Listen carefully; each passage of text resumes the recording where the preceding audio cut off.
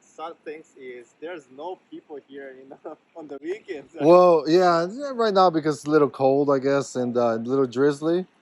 But no, normally there is a lot of people out here on the weekend and when it's a little warmer. So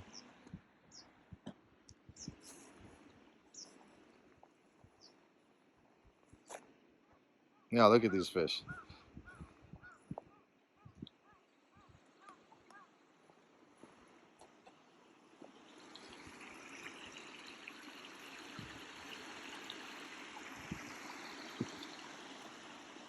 Yeah, so just finished up like a little interview here with Riku, who's interested in our life here in Japan and our Akiya renovation.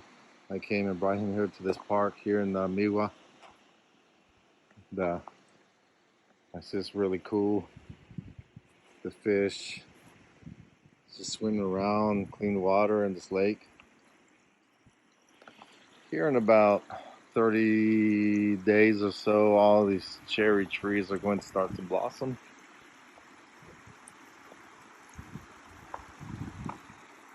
Different colors, different flowers are going to start growing. You'll see a lot of people come out and have picnics, spend the day, a weekend. Yeah, so really looking forward to this year.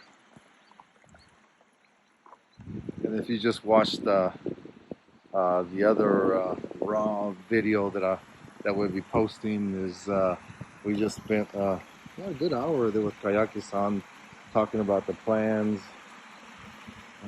of the house, and Riku was interviewing him as well.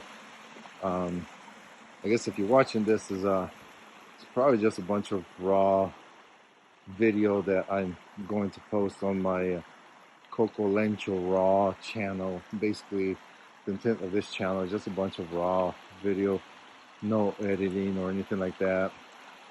However, if you head on over to Coco Lencho Japan, there I'm trying my best to do a little editing and make shorter videos.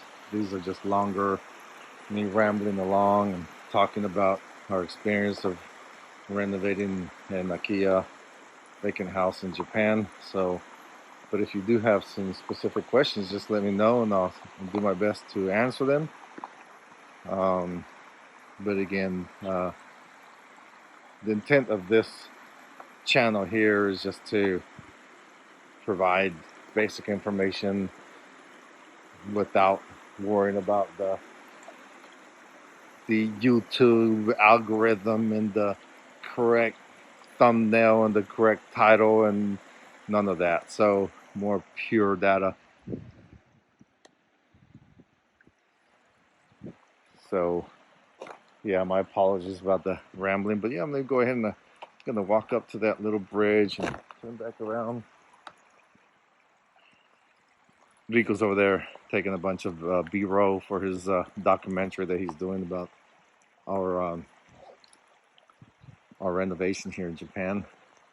Young, nice guy. He flew all the way from Tokyo just to do this. So we put him up in the Airbnb here in town. Really lovely, really lovely people.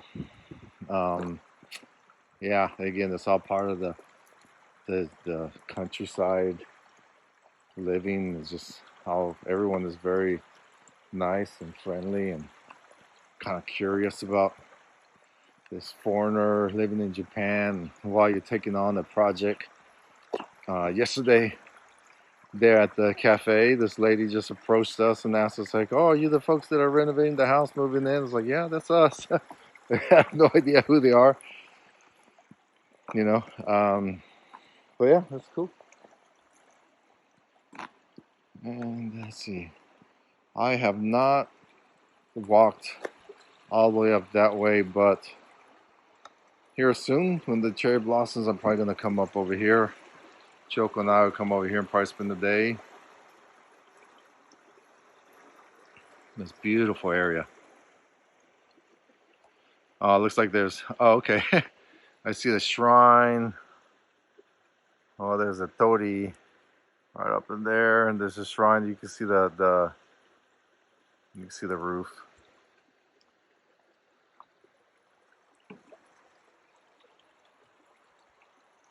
It's a gorgeous river, nice and clean. Just saw all the fish.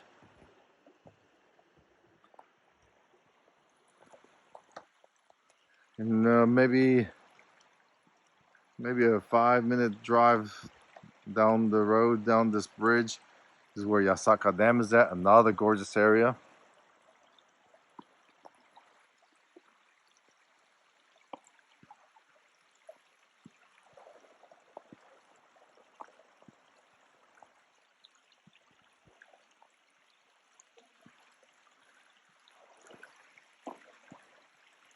Yeah, so the house should be done in June or so. Right now it's February, end of February.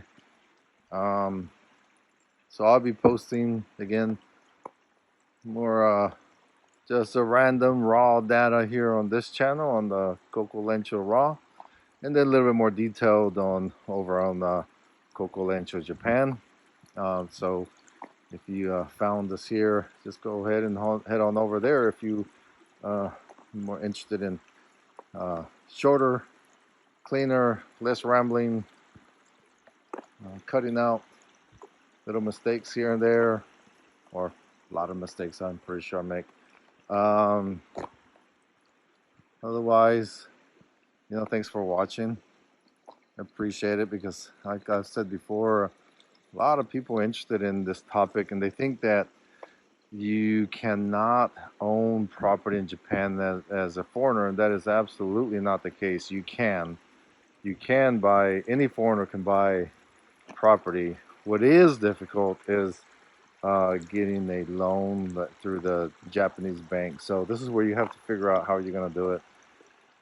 Whether you pay cash or you get a second mortgage in the home back home, or you get a personal loan, whatever the case may be. There's different ways you can do it. So that's not a showstopper. Uh, Properties are relatively cheap here in Japan. So our house is 3/4 of an acre. Lots of trees, 2-car garage, a little guest house, shed, and then a pretty good sized house.